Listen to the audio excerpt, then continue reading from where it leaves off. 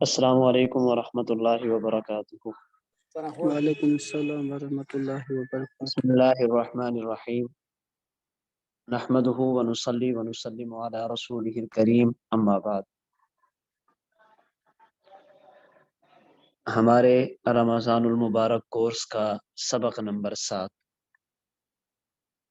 آج کے سبق میں سب سے پہلی چیز ہے نوافل میں سے ایک اہم نماز، نماز تہجد، اس کی فضیلت اور چند ایک احکام جن کا تعلق نماز تہجد سے ہے۔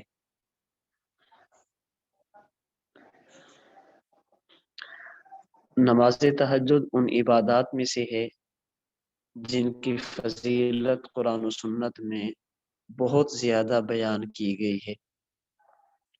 قرآن کریم میں اللہ تعالیٰ نے عباد الرحمن، ان لوگوں کی صفات کو ذکر فرمایا جو اللہ کے بندے ہیں، اللہ کے محبوب بندے ہیں، اللہ کے برگزیدہ بندے ہیں۔ ان کی صفات میں سے ایک صفت یہ ہے والذین یبیتون لربہم سجدا وقیاما، یہ وہ لوگ ہیں جو رات سجدہ اور قیام کی حالت میں گزارتے ہیں۔ قرآن کریم کے 21ویں پارے میں اللہ کے ان برگزیدہ بندوں کا تذکرہ کیا گیا جنہیں رجال اللہ کہا جاتا ہے۔ ان کی ایک صفت یہ ہے تتجافی جنوبہم عن المضاجع، ان کے جو پہلو ہیں وہ راتوں کے وقت بستروں سے الگ رہتے ہیں۔ قرآن کریم کے 26ویں پارے میں اللہ تعالیٰ کی نیک بندوں کی صفات ذکر کی گئی ہیں کہ یہ لوگ وہ ہیں کانوا قلیلا من اللیل ما یہجعون، جو رات کا تھوڑا حصہ سوتے ہیں، اکثر حصہ عبادت میں گزارتے ہیں۔ قرآن کریم کے 29ویں پارے میں ہے ان ناشئۃ اللیل ہی اشد وطئا واقوم قیلا، رات کا قیام، رات کی عبادت یہ انسان کے نفس کو دباتی ہے، خواہشات کو کنٹرول کرنا بندے کے لیے آسان ہو جاتا ہے اور بات کہنا انسان کے لیے آسان ہو جاتی ہے۔ حدیث مبارک میں جناب رسول اللہ صلی اللہ علیہ وسلم نے نماز تہجد کے کئی سارے فضائل بیان فرمائے ہیں۔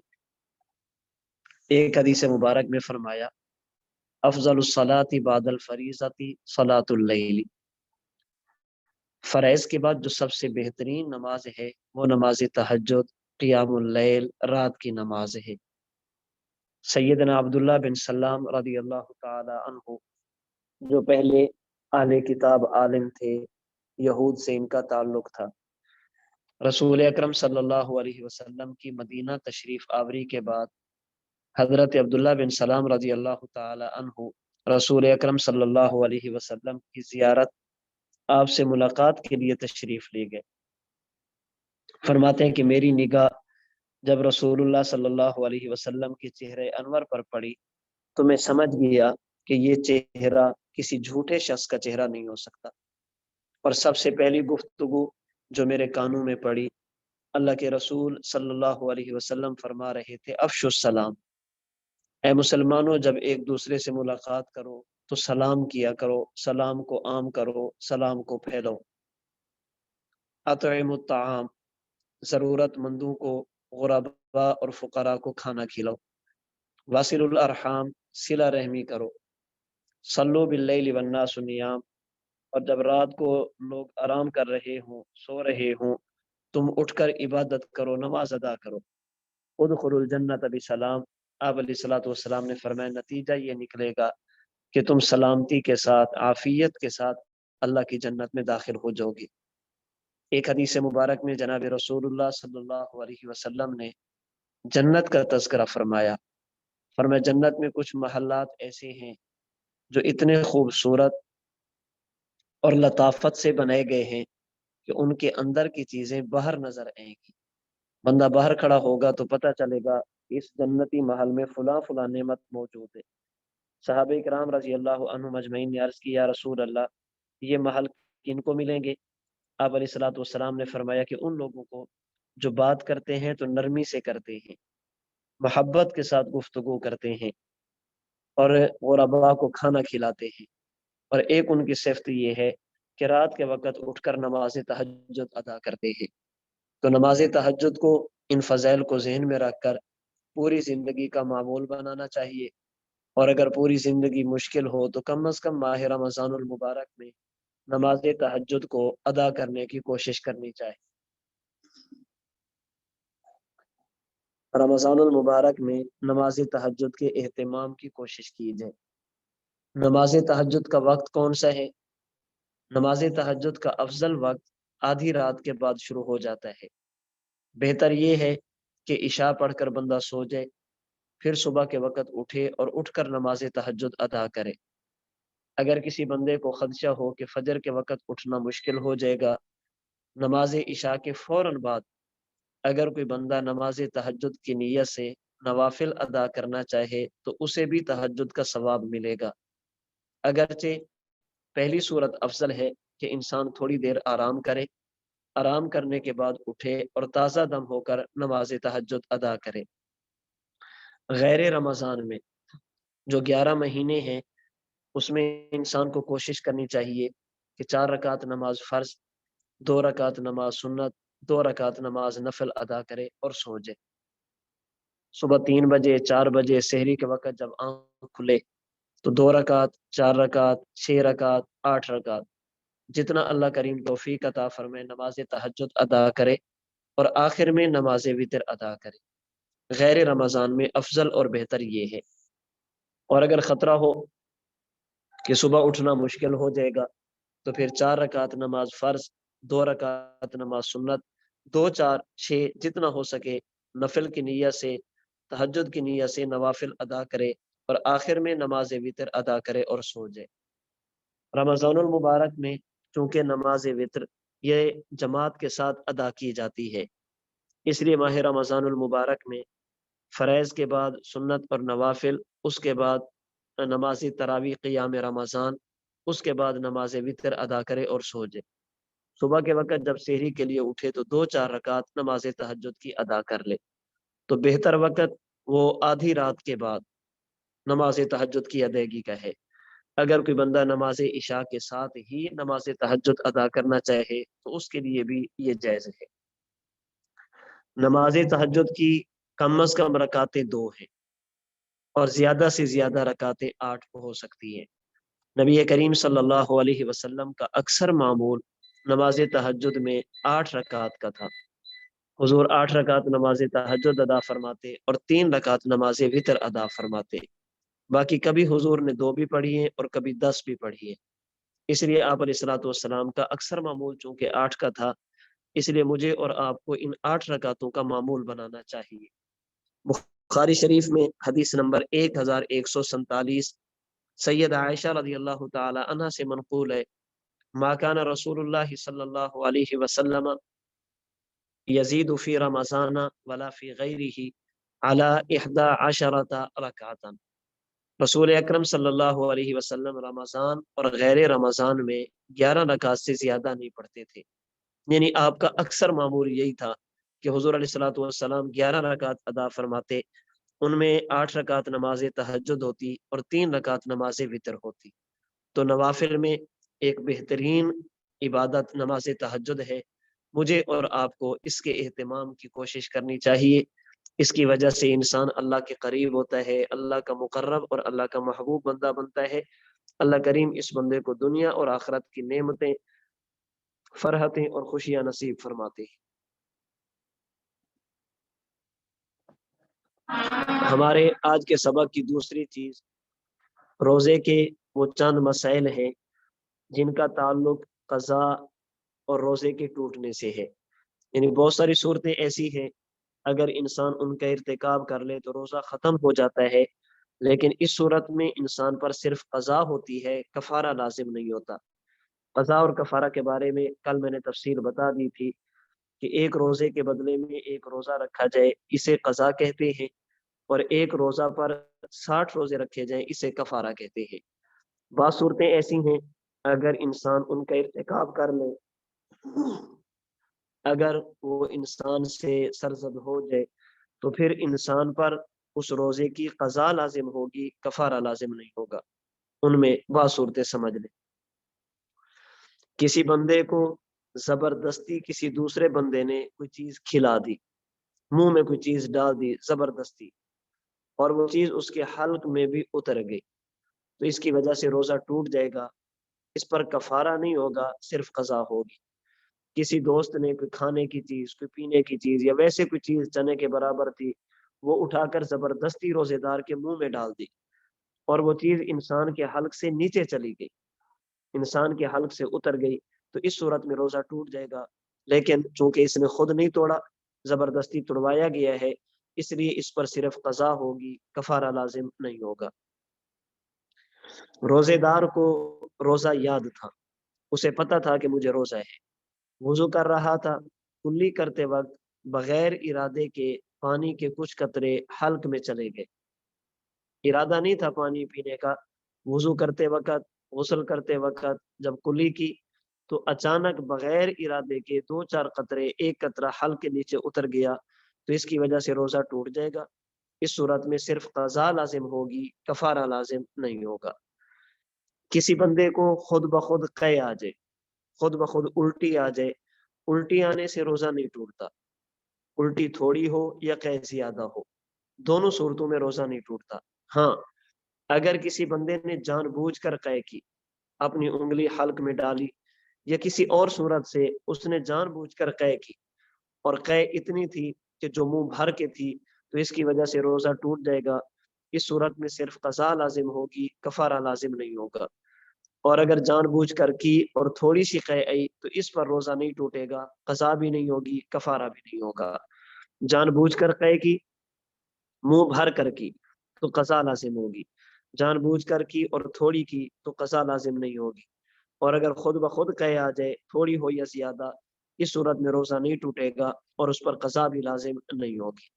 بعض لوگ سمجھتے ہیں کہ قے زیادہ آ جائے تو روزہ ٹوٹ جاتا ہے، یہ بات ٹھیک نہیں ہے۔ قے خود بخود تھوڑی ہے یا زیادہ، اس کی وجہ سے روزے پر کسی قسم کا فرق اور اثر نہیں پڑتا۔ ایک بندے کو تھوڑی سی قے آئی، پھر وہ خود بخود حلق کے اندر واپس چلی گئی، تو روزہ نہیں ٹوٹے گا۔ ہاں، قے آئی اور بندے نے جان بوجھ کر اس کو حلق میں واپس لے لیا، حلق میں لوٹا لیا، تو اس صورت میں روزہ ٹوٹ جائے گا، اب قضا لازم ہوگی، کفارہ لازم نہیں ہوگا۔ کسی بندے کو قے آ گئی، اس نے یہ سمجھا کہ قے آنے سے روزہ ٹوٹ جاتا ہے، اب میرا روزہ ٹوٹ گیا ہے، اس کے بعد اس نے جان بوجھ کر کسی چیز کو کھا لیا، پی لیا، روزہ توڑ دیا، تو اس صورت میں صرف قضا لازم ہوگی، کفارہ لازم نہیں ہوگا۔ جب اس کا ذہن یہ تھا کہ روزہ ٹوٹ چکا ہے، حالانکہ روزہ ٹوٹا نہیں تھا، اب اس پر اس نے جان بوجھ کر کسی چیز کو کھا لیا، پی لیا، روزے کو توڑ دیا، تو اس پر صرف قضا لازم ہوگی، کفارہ لازم نہیں ہوگا۔ بندے نے سحری کی، سحری کے دوران کھانا کھایا، دانت کے اندر کوئی چیز پھنس گئی، کوئی چیز باقی رہ گئی، اس دانت میں پھنسی ہوئی چیز کو زبان سے نکال کر نگل لیا۔ اب دیکھیں گے کہ وہ جو زبان سے نکال کر نگلی ہے اس کی مقدار کتنی ہے۔ اگر وہ چنے کے دانے کے برابر یا اس سے زیادہ ہوئی تو اس صورت میں روزہ ٹوٹ جائے گا، قضا لازم ہوگی۔ اور اگر چنے کی مقدار سے کم ہے، اس کو نکال کر نگل لیا اور کھا لیا، تو اس صورت میں روزہ بھی نہیں ٹوٹے گا اور اس کی قضا بھی لازم نہیں ہوگی۔ یہ تو اس صورت میں ہے جب زبان سے نکالا اور منہ کے اندر ہی اس کو رہنے کے بعد نگل لیا۔ اگر دانتوں میں پھنسی ہوئی چیز کو انسان نے منہ سے باہر نکالا، نکالنے کے بعد پھر اس کو نگل لیا، اب اس کی مقدار جتنی بھی ہوگی اس کی وجہ سے روزہ ٹوٹ جائے گا، لیکن اس صورت میں صرف قضا لازم ہوگی، کفارہ لازم نہیں ہوگا۔ دانتوں سے خون نکلا، پھر بندہ خون کو نگل گیا، اب دیکھیں گے کہ خون تھوک سے زیادہ تھا یا کم تھا۔ اگر معمولی سا ہے تو اس کی وجہ سے روزہ نہیں ٹوٹے گا، اور اگر خون تھوک سے زیادہ تھا اب اس کو نگل لیا تو روزہ ٹوٹ جائے گا، اس صورت میں بھی صرف اس بندے پر قضا لازم ہوگی۔ کسی بندے نے بھول کر کوئی چیز کھا لی، کسی بندے نے بھول کر روزے کی حالت میں کوئی چیز پی لی، اب اس نے یہ سمجھا کہ چونکہ میں نے کھا لیا ہے، پی لیا ہے، تو میرا روزہ ٹوٹ گیا۔ اس کے بعد اس نے جان بوجھ کر کسی چیز کو کھا لیا، کسی چیز کو پی لیا، تو اب اس کا روزہ ٹوٹ جائے گا، لیکن اس صورت میں بھی صرف قضا لازم ہوگی، کفارہ لازم نہیں ہوگا۔ ایک بندے نے سحری کی، اور اس کا ذہن یہ تھا کہ ابھی تک صبح صادق یعنی اذان فجر کا وقت نہیں ہوا، شاید ابھی سحری کا وقت باقی ہے، اس نے سحری کھا لی۔ بعد میں معلوم ہوا کہ میں نے جو سحری کی ہے وہ صبح صادق کے بعد کی تھی، وہاں تو روزے کا وقت ختم ہو چکا تھا، اس صورت میں اس کا روزہ شمار نہیں ہوگا، اس پر صرف قضا لازم ہوگی، کفارہ لازم نہیں ہوگا۔ بادل کی وجہ سے سورج نظر نہیں آ رہا، کسی بندے نے سمجھا کہ شاید سورج غروب ہو چکا ہے، سخت آندھی تھی، غبار تھا، مٹی اور ہوا تھی، سورج نظر نہیں آ رہا تھا، کسی نے یہ سمجھا کہ سورج غروب ہو چکا ہے، اس نے روزہ افطار کر لیا۔ تھوڑی دیر بعد پتہ چلا کہ ابھی تو وقت باقی تھا، میں نے وقت سے پہلے روزہ افطار کر لیا، تو اس صورت میں بھی صرف قضا لازم ہوگی، کفارہ لازم نہیں ہوگا۔ کسی بندے کی گھڑی پر وقت غلط ہو گیا، روزے کی افطاری کا وقت تھا 6:45، اس کی گھڑی 10-15 منٹ آگے پیچھے ہوگی، 6:30 بجے اس نے وقت دیکھا تو 6:50 ہو چکے تھے، اس نے یہ سمجھا کہ افطاری کا وقت ہو چکا ہے، اب اس نے روزہ افطار کر لیا، تو اس صورت میں بھی صرف قضا لازم ہوگی، کفارہ لازم نہیں ہوگا۔ مؤذن نے غلطی سے وقت سے پہلے آذان دے دی یا سیرن بجا دیا، جیسے افطاری کے لیے بجایا جاتا ہے، کسی بندے نے اس آذان کی آواز کو سن کر، سیرن کی آواز کو سن کر روزہ افطار کر لیا۔ اب اس پہ بعد پتہ چلا کہ یہ اذان وقت سے پہلے ہو گئی تھی، جو آواز دی گئی تھی وہ وقت سے پہلے دی گئی تھی، بعد میں غلطی کا احساس ہو گیا، تو یہ روزہ نہیں ہوگا، اس پر بھی اس بندے پر قضا لازم ہوگی، کفارہ لازم نہیں ہوگا۔ کسی بندے نے رمضان المبارک کے علاوہ نفلی روزہ رکھا پھر اس کو توڑ دیا، قضا کا روزہ رکھا پھر اس کو توڑ دیا، جان بوجھ کر کوئی چیز کھا لی اور پی لی، جان بوجھ کر روزے کو توڑ دیا، تو اس صورت میں بھی صرف قضا لازم ہوگی، کفارہ لازم نہیں ہوگا۔ روزے دار نے روزہ کی حالت میں ٹوتھ پیسٹ کیا، منجن سے دانت صاف کیے، تو یہ ٹوتھ پیسٹ کرنا، برش کرنا، یہ روزے کی حالت میں مکروہ ہے۔ اگر کسی بندے نے پیسٹ کیا اور اس کے کچھ ذرات حلق کے اندر چلے گئے تو اس صورت میں روزہ ٹوٹ جائے گا، اس پر بھی صرف قضا لازم ہوگی، کفارہ لازم نہیں ہوگا۔ شادی شدہ آدمی نے بیوی کا بوسہ لیا، بوسہ لیتے ہی اس کو انزال ہو گیا یا بیوی کے ساتھ لیٹا اور لیٹنے کی وجہ سے انزال ہو گیا تو روزہ ٹوٹ جائے گا، اس صورت میں صرف قضا لازم ہوگی، کفارہ لازم نہیں ہوگا۔ ایک بندہ بیمار ہے، روزہ رکھ تو لیا لیکن اسے خطرہ ہے کہ اگر میں نے روزہ پورا کیا تو مرض کی شدت میں اضافہ ہو جائے گا، میری بیماری بڑھ جائے گی، یا مرض کی مدت میں اضافہ ہو جائے گا، کل کا ٹھیک ہوتا 1 مہینے بعد ٹھیک ہوگا، مرض بڑھنے کا خطرہ تھا یا مدت کے بڑھنے کا خطرہ ہو، اس صورت میں اس کے لیے روزہ توڑنے کی اجازت ہے۔ اب اگر اس نے روزہ توڑ دیا چونکہ مجبوری تھی، عذر تھا، بیماری تھی، اس لیے اس صورت میں اس بندے پر صرف قضا لازم ہوگی، کفارہ لازم نہیں ہوگا۔ روزے کی حالت میں حلق کے اندر مکھی چلی گئی یا خود بخود دھواں چلا گیا یا گرد و غبار چلا گیا تو اس کی وجہ سے روزہ نہیں ٹوٹتا۔ ہاں، کسی بندے نے جان بوجھ کر دھواں اپنے منہ میں لیا، گرد و غبار اپنے منہ میں لی، ایسا اگر کرے گا تو اس کی وجہ سے روزہ ٹوٹ جائے گا، اس صورت میں صرف قضا لازم ہوگی، کفارہ لازم نہیں ہوگا۔ عود وغیرہ کی لکڑی سلگا کر اسے اپنے پاس رکھ کر سونگنا، یہ ایسا معاملہ ہے جس کی وجہ سے روزہ ٹوٹ جاتا ہے، اس پر بھی صرف قضا لازم ہوگی، کفارہ لازم نہیں ہوگا۔ کسی بندے نے کنکری کھا لی یا لوہے کا ٹکڑا کھا لیا یا کوئی ایسی چیز کھا لی جسے بطور غذا کے نہیں کھایا جاتا اور نہ ہی اس کو بطور دوا کے کھایا جاتا ہے، اس صورت میں اس کا روزہ تو ٹوٹ جائے گا لیکن اس پر صرف قضا لازم ہوگی، کفارہ لازم نہیں ہوگا۔ ایسی چیز استعمال کرنا جو بطور غذا اور بطور دوا کے استعمال نہیں ہوتی، اگر کسی نے استعمال کی تو روزہ ٹوٹ جائے گا اور اس پر قضا لازم ہوگی، کفارہ لازم نہیں ہوگا۔ اصول ذہن میں رکھ لیں، روزہ کے توڑنے سے کفارہ صرف اس صورت میں لازم آئے گا جب روزہ رمضان المبارک، رمضان کے علاوہ جتنے نوافل کے روزے ہیں، قضا کے روزے ہیں، ان کو توڑنے سے قضا لازم ہوتی ہے، کفارہ لازم نہیں ہوتا۔ انہیلر سے روزہ ٹوٹ جاتا ہے، دمے کا مریض، سانس کی تکلیف میں مبتلا ایک پمپ کے ساتھ جب دوائی لیتا ہے، ہوا اپنے منہ میں لیتا ہے تو اس کی وجہ سے روزہ ٹوٹ جاتا ہے، لیکن اس صورت میں صرف قضا لازم ہوگی، کفارہ لازم نہیں ہوگا۔ پخانے کی جگہ کے اندر کوئی چیز تر یا دوائی وغیرہ لگئی تو اس صورت میں روزہ ٹوٹ جائے گا، صرف قضا لازم ہوگی۔ اگر کسی بندے نے اپنے ہاتھ کے ذریعے منی کو خارج کیا، مشت زنی کی، تو اس صورت میں بھی روزہ ٹوٹ جائے گا، اس پر صرف قضا لازم ہوگی، کفارہ لازم نہیں ہوگا۔ حکنا کروانا یعنی کسی چیز پر دوائی لگا کر بڑے پیشاب کی جگہ سے اپنے معدے میں دوائی کو پہنچانا، اسے کسی نے اگر روزے کی حالت میں یہ کیا تو اس کا روزہ بھی ٹوٹ جائے گا، اس صورت میں صرف قضا لازم ہوگی، کفارہ لازم نہیں ہوگا۔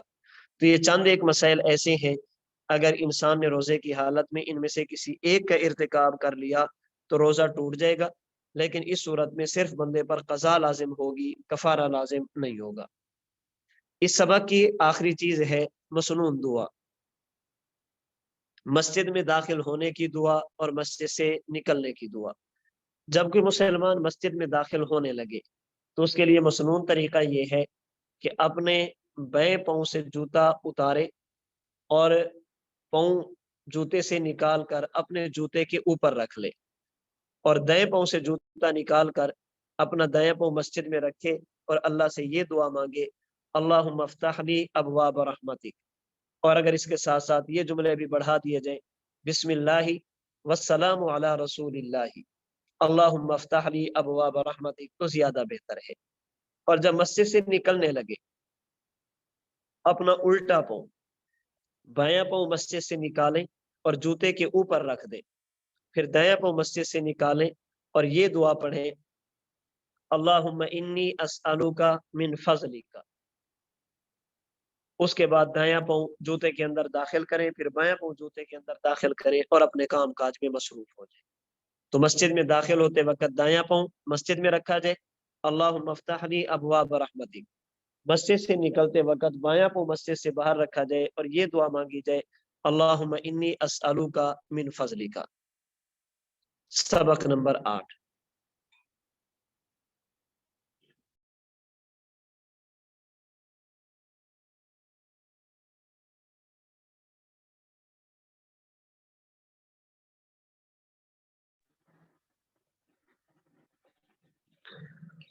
سبق نمبر 8 میں سب سے پہلی چیز ہے نوافل نماز میں ایک نماز ہے نماز اشراق۔ نماز اشراق کی فضیلت، نماز اشراق کا وقت اور چند ایک احکام دیکھ لیں۔ نماز اشراق کی فضیلت، رسول اکرم صلی اللہ علیہ وسلم کے مبارک فرمان کے مطابق نماز اشراق کو ادا کرنے والا ایک حج اور عمرہ کے ثواب کا حقدار ٹھہرتا ہے، اور نماز اشراق کو ادا کرنے والا جہنم سے نجات پاتا ہے۔ سنن ترمذی حدیث نمبر 589۔ خادم رسول سیدنا انس بن مالک رضی اللہ تعالی عنہ سے روایت ہے، رسول اکرم صلی اللہ علیہ وسلم نے ارشاد فرمایا، من صلی الفجر فی جماعت، جس آدمی نے نماز فجر با جماعت ادا کی، ثم قعد، پھر اپنی جگہ پر بیٹھ گیا، یذکر اللہ، اللہ کا ذکر کرتا رہا، حتی تطلع الشمس، یہاں تک کہ سورج نکل آیا، ثم صلی رکعتین، پھر 2 رکعت نماز ادا کی، فرمایا کانت لہ کاجر حجۃ و عمرۃ، اس بندے کو ایک حج اور عمرہ کا ثواب ملے گا۔ قال، حضرت انس فرماتے ہیں، قال رسول اللہ صلی اللہ علیہ وسلم، اللہ کے رسول صلی اللہ علیہ وسلم نے 3 مرتبہ فرمایا، تامتن تامتن تامتن، یہ جو ایک حج اور عمرے کا ثواب ملے گا، یہ مکمل حج کا ثواب ملے گا، مکمل عمرے کا ثواب ملے گا۔ آپ علیہ الصلوۃ والسلام نے یہ بات 3 مرتبہ ارشاد فرمائی۔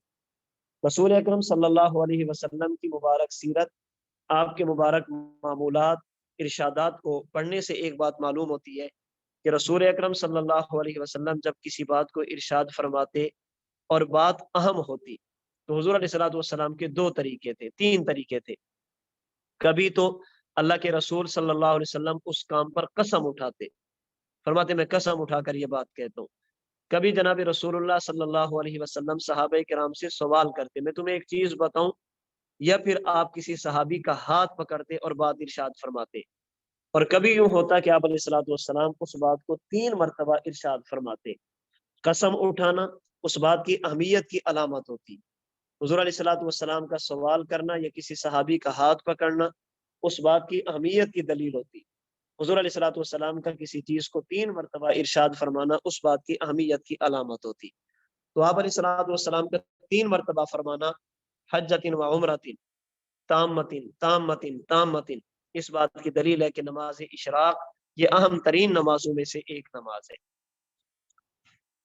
شعب الایمان بیہقی میں حضرت امام ابو بکر بیہقی نے حدیث نمبر 2958 نقل کی، سیدنا حسن بن علی رضی اللہ تعالی عنہما فرماتے ہیں، رسول اکرم صلی اللہ علیہ وسلم نے فرمایا، من صلی الفجر ثم قعد فی مجلسہ، جس آدمی نے نماز فجر کو ادا کیا پھر اپنی جگہ پر بیٹھ گیا، یذکر اللہ عز وجل، اللہ کا ذکر کرتا رہا، حتی تطلع الشمس، یہاں تک کہ سورج طلوع ہو گیا، ثم قال، پھر اللہ کے رسول صلی اللہ علیہ وسلم نے فرمایا، فصلی رکعتین، پھر اس نے 2 رکعت نماز ادا کی، حرم اللہ علی النار، اللہ تعالیٰ اس بندے کے وجود کو جہنم کی آگ پر حرام کر دیتے ہیں، ان تلفحہ، نہ تو جہنم کی آگ اسے جھلسا سکتی ہے، او تطعمہ، اور نہ ہی اسے کھا سکتی ہے یعنی جلا سکتی ہے۔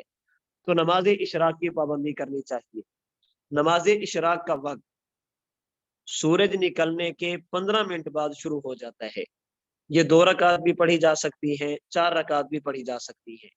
نماز اشراق کے بارے میں بہتر یہی ہے کہ بندہ فجر کی نماز جس جگہ پر ادا کرے تو اسی جگہ پر بیٹھ کر سورج طلوع ہونے تک ذکر اذکار میں مشغول رہے، قرآن کریم کی تلاوت میں مشغول رہے، دین کی باتیں کرنے اور سننے میں مصروف رہے۔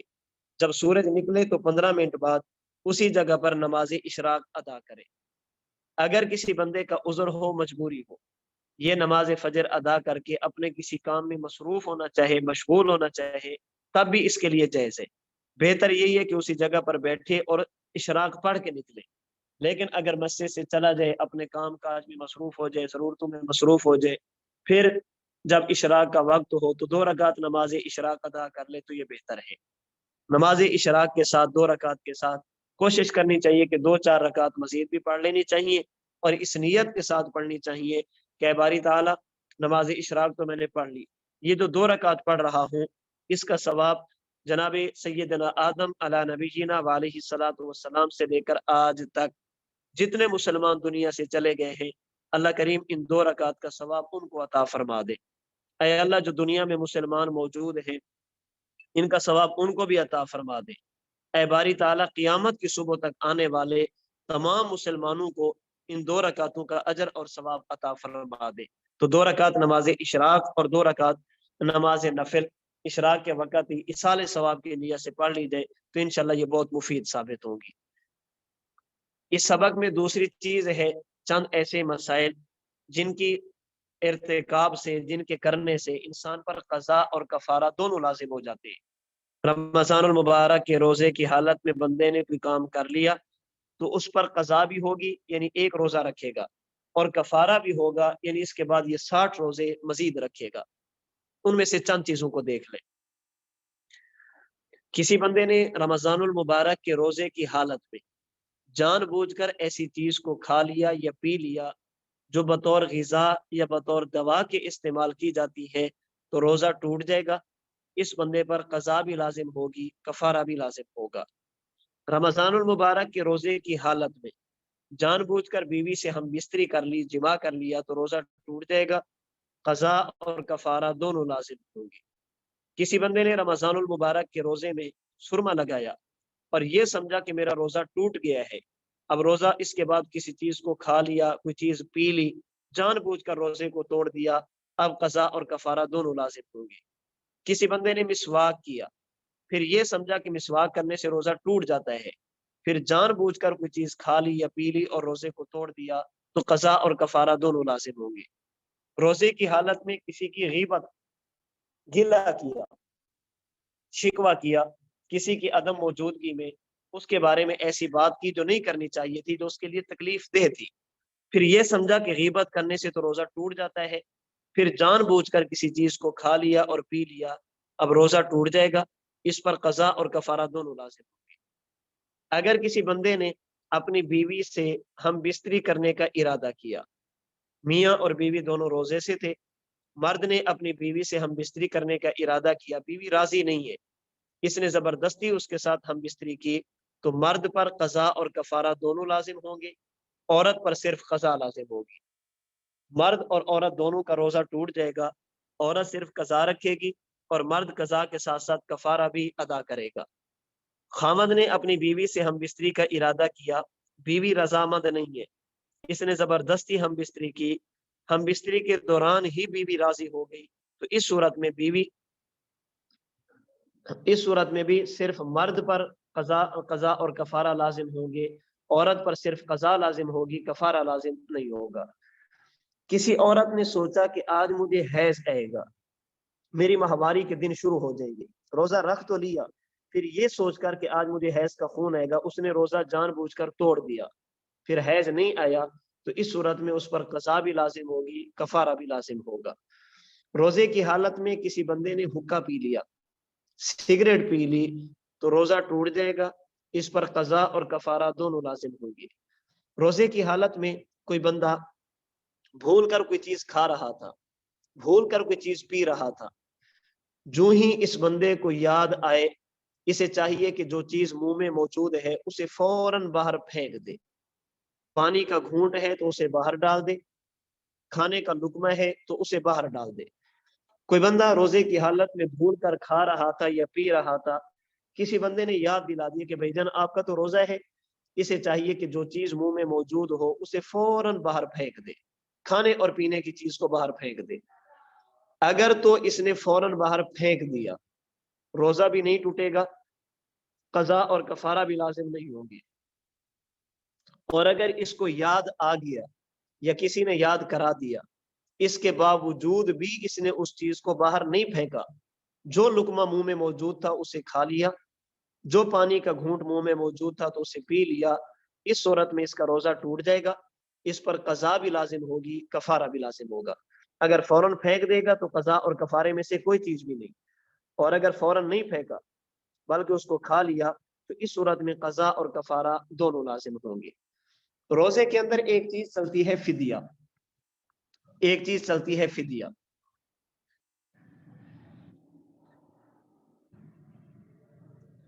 جو آدمی رمضان المبارک کا روزہ نہ رکھ سکے، سفر کی وجہ سے، بیماری کی وجہ سے، سفر کی وجہ سے نہیں رکھے گا تو اس پر قضا لازم ہوگی۔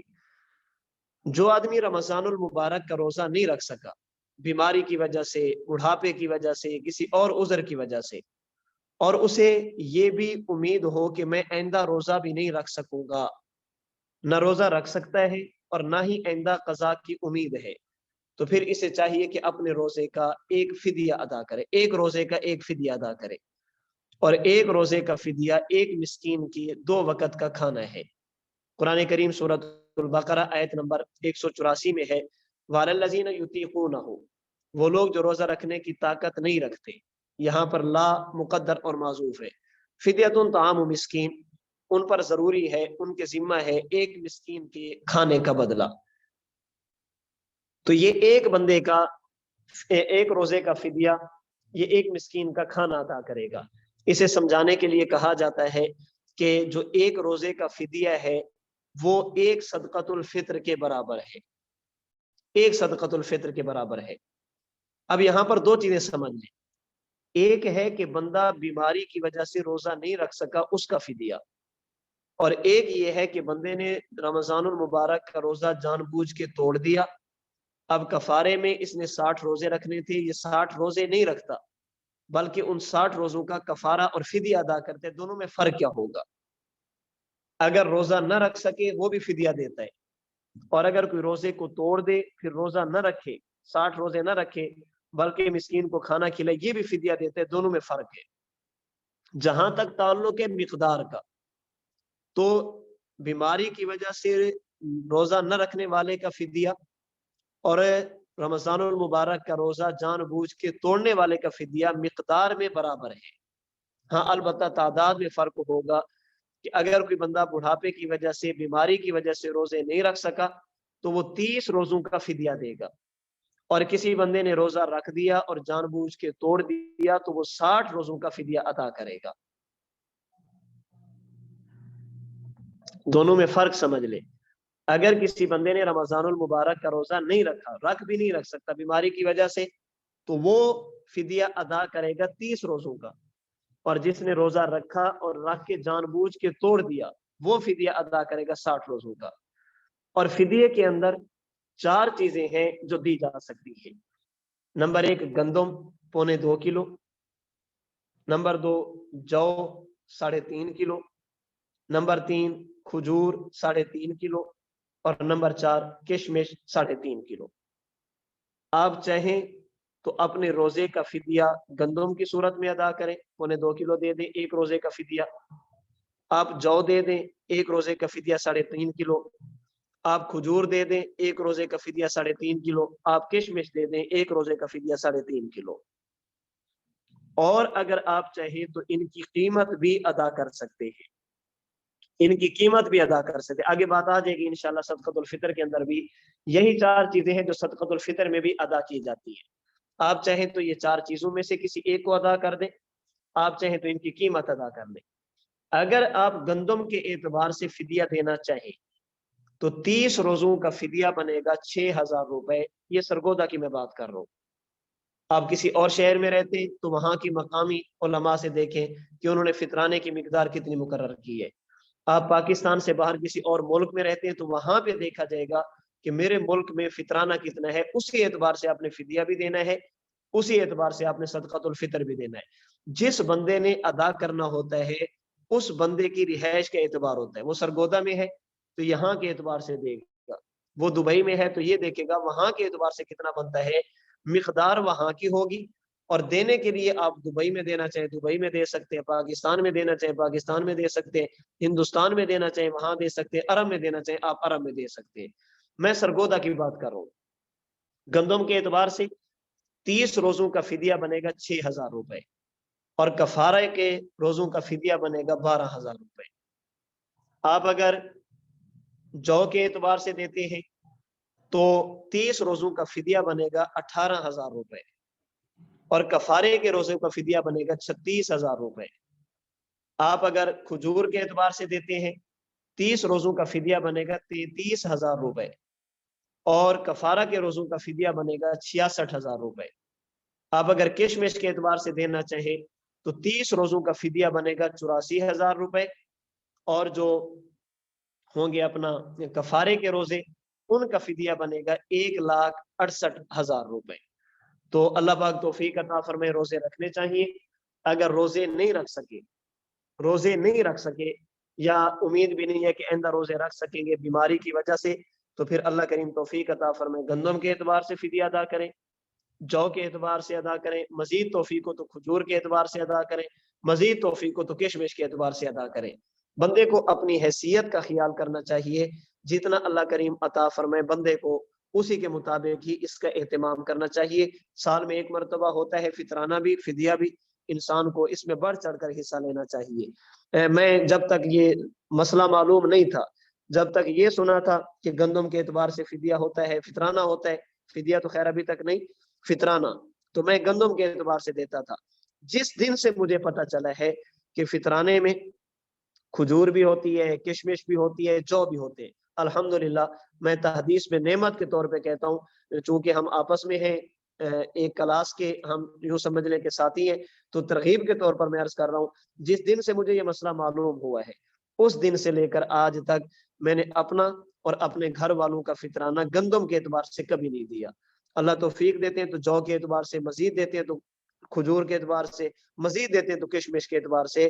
انسان کو اس موقع پر فراخ دلی کا مظاہرہ کرنا چاہیے تاکہ غرباء کا فقراء کے اس میں زیادہ سے زیادہ فائدہ ہو۔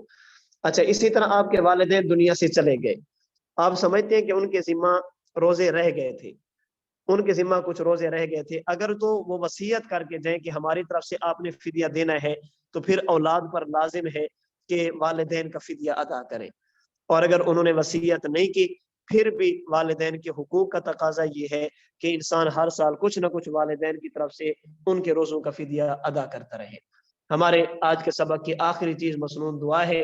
جب بندہ کھانا کھانے لگے تو دعا پڑھے، کھانے کے درمیان میں شروع میں بھول گیا، درمیان میں یاد آ جائے تو درمیان میں پڑھ لے، اور جب کھانا کھا کے فارغ ہو جائے تو پھر دعا پڑھے۔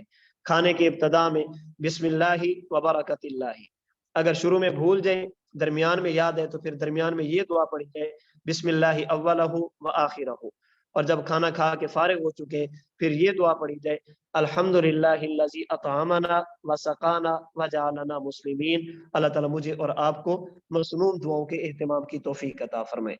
ہمارے آج کے سبق میں آخری چیز ہے قرآن کریم کا خلاصہ۔ آج کے سبق میں انشاءاللہ ہم قرآن کریم کی چھٹی سورت سورۃ الانعام کا خلاصہ عرض کریں گے۔ سورۃ الانعام میں اللہ تعالیٰ نے زیادہ تر جانوروں کے احکام بیان فرمائے ہیں۔ حلت اور حرمت کے بارے میں اہل مکہ نے، مشرکین نے جو اپنی طرف سے اضافے کر رکھے تھے، کمی بیشی کر رکھی تھی، جن رسومات میں مبتلا تھے، اس سورت کے اندر ان رسومات کی تردید کی گئی ہے۔ سورت کی ابتدا میں اللہ تعالیٰ نے اپنی وحدانیت پر دلائل دیے، اپنی قدرت کے دلائل دیے کہ اللہ تعالیٰ ہیں اور اللہ تعالیٰ یکتا ہے، اس پر دلائل دیے گئے۔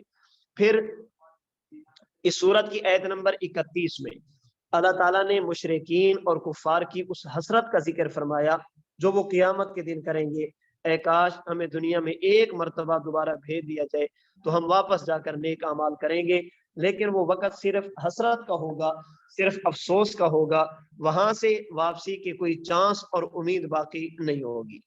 اس صورت کے اندر اللہ تعالیٰ نے اہل ایمان کو رسول اکرم صلی اللہ علیہ وسلم کے واسطہ سے یہ بات بھی سمجھائی ہے، کسی بھی ایسی مجلس میں جانے سے گریز کریں جہاں پر اللہ کے دین کا استہزاء اور مذاق اڑایا جاتا ہو۔ ایسے لوگوں کی صحبت سے، ایسے لوگوں کی مجلس سے اپنے آپ کو بچایا جائے جو لوگ اللہ کے دین کا استہزاء اور مذاق اڑاتے ہیں، اللہ تعالیٰ کی آیات کا استہزاء اور مذاق اڑاتے ہیں، دین کے بارے میں غلط باتیں کرتے ہیں۔ انسان کو ایسی مجلس میں شریک نہیں ہونا چاہیے۔ پھر اس صورت کے اندر اللہ تعالیٰ نے خصوصیت کے ساتھ سیدنا ابراہیم خلیل علیہ الصلاۃ والسلام کے واقعات کو ذکر فرمایا کہ کس طرح آپ نے اپنی قوم کے سامنے اللہ کی توحید کو بیان فرمایا، اور وہ جو سورج کی پوجا کرتے تھے، ستاروں اور چاند کی پوجا کرتے تھے، آپ نے بڑی حکمت عملی کے ساتھ ان کے سامنے اس بات کو واضح فرمایا کہ چاند، سورج اور ستارے یہ معبود بننے کے قابل نہیں ہے، یہ اللہ کی مخلوقات میں سے ایک مخلوق ہے۔ اور اس صورت کے بالکل 7ویں پارے کے آخر میں اللہ تعالیٰ نے اپنی قدرت کے پھر دلائل دیے، چند ایک نعمتوں کا تذکرہ کیا۔ اللہ تعالیٰ وہ ہے جو گٹھلی سے کھجور کو، درخت کو پیدا کرتے ہیں، دانے سے اللہ تعالیٰ گندم کو پیدا کرتے ہیں، اسی طرح اللہ تعالیٰ دیگر چیزوں کو پیدا کرتے ہیں۔ یہ دلیل ہے کہ اللہ کریم وہ واحد ہیں، اللہ کے ساتھ خدائی میں کوئی شریک نہیں۔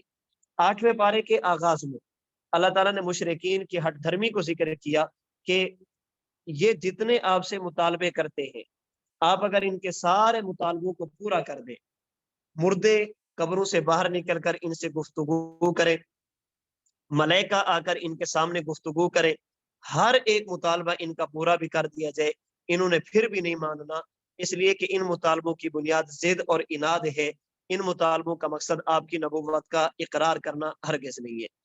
پھر 8ویں پارے کے دوسرے رکوع میں اللہ تعالیٰ نے مومن اور کافر، ایمان اور کفر کو ایک حصی مثال کے ذریعے سمجھایا کہ جس طرح زندہ اور مردہ برابر نہیں ہو سکتے، اسی طرح مومن اور کافر برابر نہیں ہو سکتے۔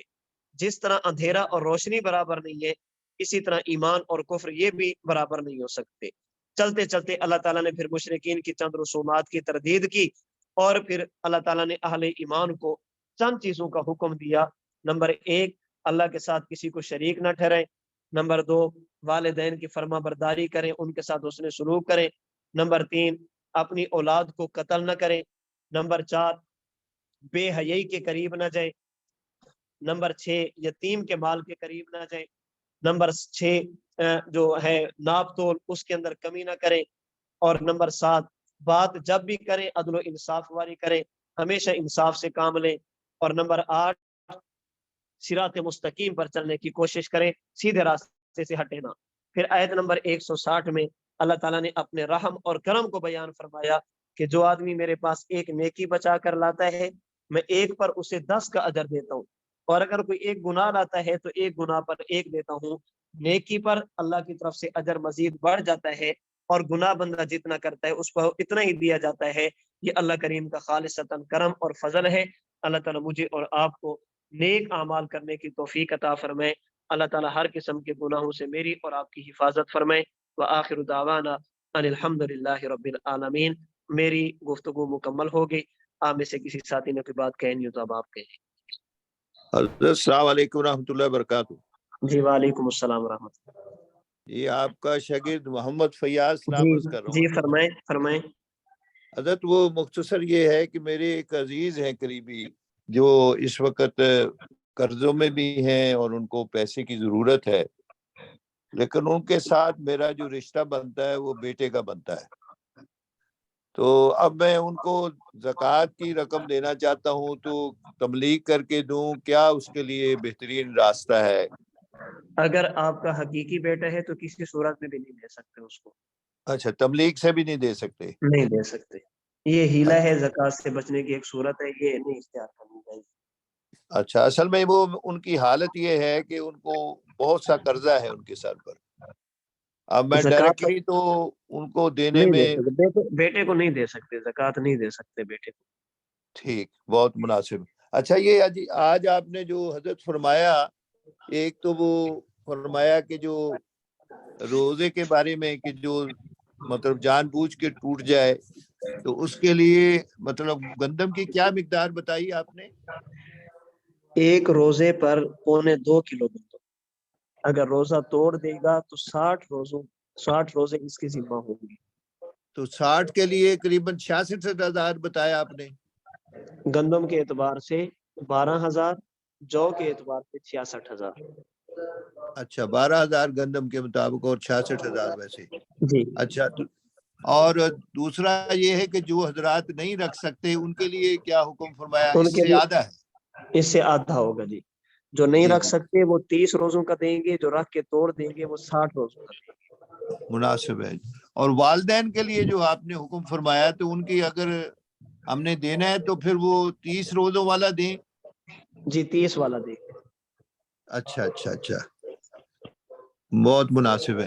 اچھا، صدقہ فطر کے بارے میں اب میرا اس وقت قیام جو ہے نا وہ پاکستان سے باہر ہے، تھوڑی دیر کے لیے میں آیا ہوں بچوں کو ملنے کے لیے، تو پھر میں نے واپس چلے جانا ہے، اپنے لاہور کا رہنے والا ہوں میں۔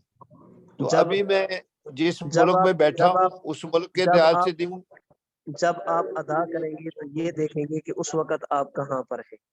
جی مناسب، جی مناسب، جس وقت ادا کرنا ہے اس وقت دیکھیں گے کہ آپ کہاں پر ہیں۔ ٹھیک۔ نہیں، میں اس وقت تو یہیں ہوں، تو جس ملک میں ہوں اس کے مطابق دوں گا میں۔ اسی کے مطابق دیں گے جی۔ جزاکم اللہ خیر، اللہ آپ کی عمر میں برکت دے، آمین ایمان میں آمین۔ اور تقوی جزاک میں اللہ اللہ برکت عطا فرمائے۔ جزاک اپنی اللہ۔ خصوصی عزت دعاؤں میں افطار کے جی وقت ضرور، ضرور یاد فرمائے۔ جی اللہ ضرور آپ کی ضرور زندگی انشاءاللہ۔ ایمان میں آپ برکت دے، فی ایمان اللہ۔ آپ سے بھی یہی درخواست ہے، جزاک اللہ۔ جزاک اللہ جی خیر، انشاءاللہ۔ رضوان بھائی۔ السلام علیکم ورحمۃ اللہ۔ وعلیکم السلام ورحمۃ اللہ۔ حضرت میں یہ پوچھنا چاہ رہا تھا، جس طریقے سے طاقت کی قید لگائی ہے رمضانوں میں فدیہ دینے کے لیے، تو کیا کفارے میں بھی یہ قید مانی جائے گی؟ کفارے میں بہتر یہی ہے کہ وہ بندہ 60 روزے رکھے۔ اگر نہیں رکھتا، جو کہتے نہیں رکھ سکتا، بس وہ اس میں عدم طاقت کی قید نہیں، وہ اگر فدیہ دینا چاہتے ہیں فدیہ دے سکتے ہیں، وہاں پر ضروری نہیں ہے کہ 60 روزے ہی رکھیں۔ جی ٹھیک ہے حضرت، جزاک اللہ۔ السلام علیکم۔ وعلیکم السلام۔ جی ندیم بھائی۔ جی السلام علیکم ورحمۃ اللہ وبرکاتہ۔ وعلیکم السلام ورحمۃ اللہ۔ یہ استاد محترم، جو آپ نے اشراق کے بارے میں بتایا تھا وہ تھوڑا سا بتا دیجیے کہ 2 رکعت نعمت کے لیے بتایا تھا، پھر 2 رکعت الگ 2 سے تھوڑا رکعت سا اصال ثواب کی نیت سے پڑھ لیا کریں، اصال ثواب کی نیت سے کہ یہ 2 رکعت پڑھ رہا ہوں، اس کا ثواب حضرت آدم سے لے کر آج تک جتنے مسلمان فوت ہو جائے ان کو اللہ دے دے، جو زندہ ہیں ان کو مل جائے، جو قیامت تک کہیں گے اسلام قبول کریں گے، اللہ ان سب کو عطا فرما دے۔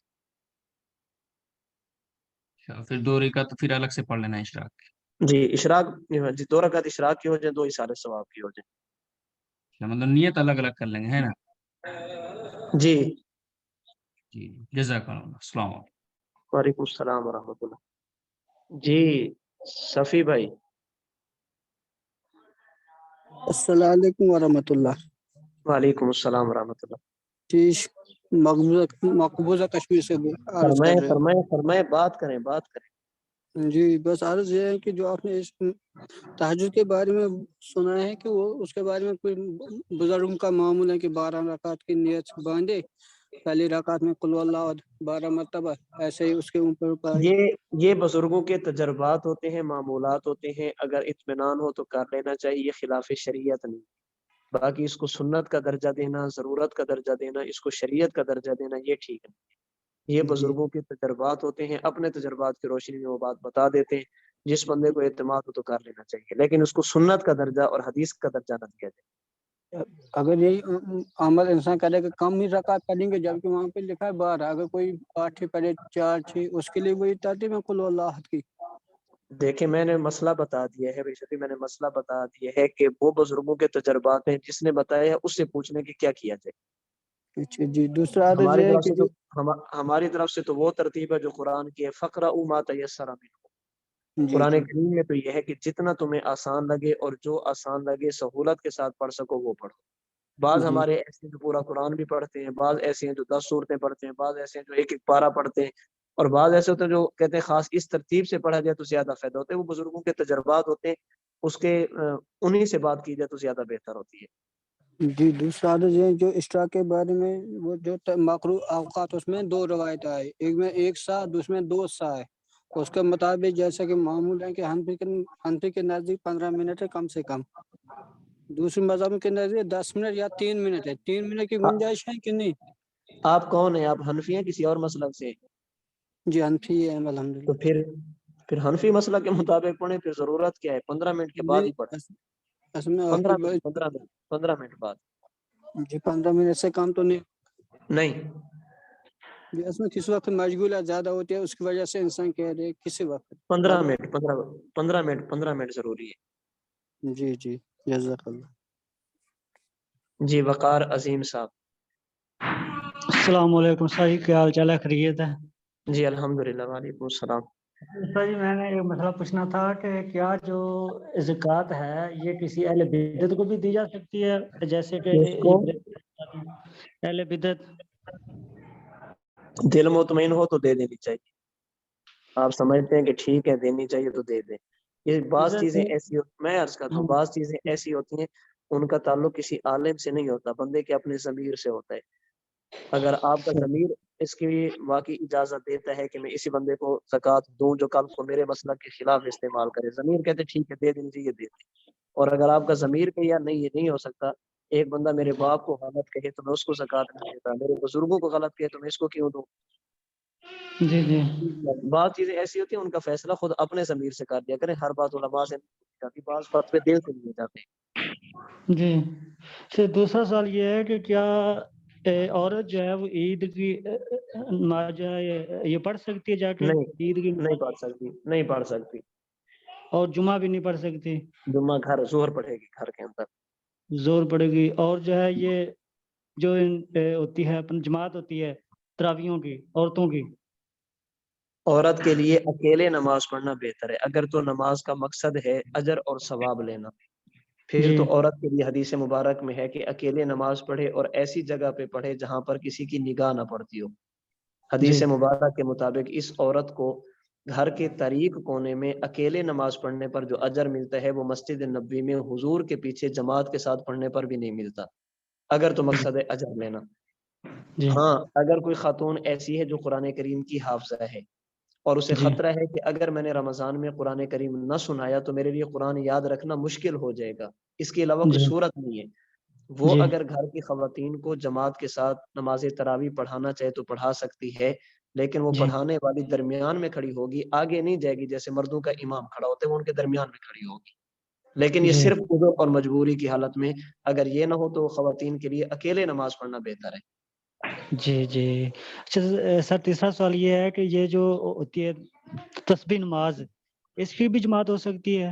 نہیں ہو سکتی، نوافل کی نماز نہیں ہوتی.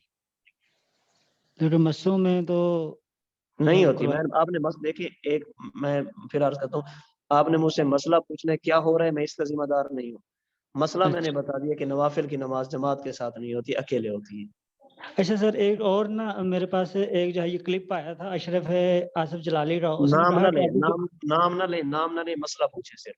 اچھا، اس نے نا یہ کہا تھا کہ ابھی جو یہ گزرا ہے نا، یہ جو ہے یہ روزہ یہ روزہ پہلا، اس میں بس ہاں یہ اس روزہ میں جو بس یہ اس میں روزہ جو ہے، ہے چھوڑ چاند دیں، نظر نہیں آیا، چھوڑ دیں، تو وہ روزہ جو ہے، ہے قبلی روزہ ہوگا۔ روزہ ہے، جب اعلان ہو گیا تو روزہ ہی ہے، چھوڑ دیں اس کو۔ مجھے ساری بات سمجھ آ گئی آپ کی۔ ٹھیک ہے، ٹھیک، بہت شکریہ سر، اور پیش۔ جی اسرا صاحب۔ السلام علیکم جناب۔ وعلیکم السلام ورحمۃ اللہ۔ قضا اور کفارے کی کوئی مدت ہوتی ہے؟ جی قضا اور کفارے کی ادائیگی کی کوئی مدت ہوتی ہے؟ قضا کی روزے کی قضا اور کفارے کی ادائیگی کی کچھ مدت ہوتی ہے؟ مدت نہیں ہے، رمضان گزر جائے تو جتنا جلدی ہو سکے قضا بھی رکھ لی جائے، کفارے کا بھی رکھ لیا جائے، مدت کوئی متعین نہیں ہے، اللہ اس کا خود وہ کرے گا۔ اچھا، شکریہ، جزاک اللہ۔ جزاک اللہ۔ جی فیاض صاحب، آپ نے کوئی بات پوچھنی ہے؟ وہ ثواب کی جو آپ نے حضرت فرمایا، تو اس سلسلے میں ذرا ایک ذہن میں بات آئی تھی کہ آپ صلی اللہ علیہ وسلم کی ذات عالی ہے، پھر آپ کے اہل ہیں یعنی، اور ازواج مطہرات ہماری والدہ ہیں، اسی طرح انبیاء علیہ الصلوۃ والسلام ہیں، صحابہ کرام رضوان اللہ عنہم اجمعین ہیں، اور اولیاء اللہ ہیں، تو ان کی نیت علیحدہ کرنا ہے یا اس کے ساتھ ہی جیسے آپ نے فرمایا کہ آدم علیہ الصلوۃ والسلام سے لے کے آپ الگ بھی کر سکتے ہیں، الگ بھی کر سکتے ہیں، ایک دن انبیاء کے لیے پڑھ لیں، ایک دن صحابہ کے لیے پڑھ لیں، ایک دن ازواج مطہرات کے لیے پڑھ لیں، ایک دن اولیاء کے لیے پڑھ لیں، الگ الگ بھی پڑھ سکتے ہیں، اور اگر آپ چاہیں تو 2 نفل کے اندر سب کی نیت بھی کر سکتے ہیں۔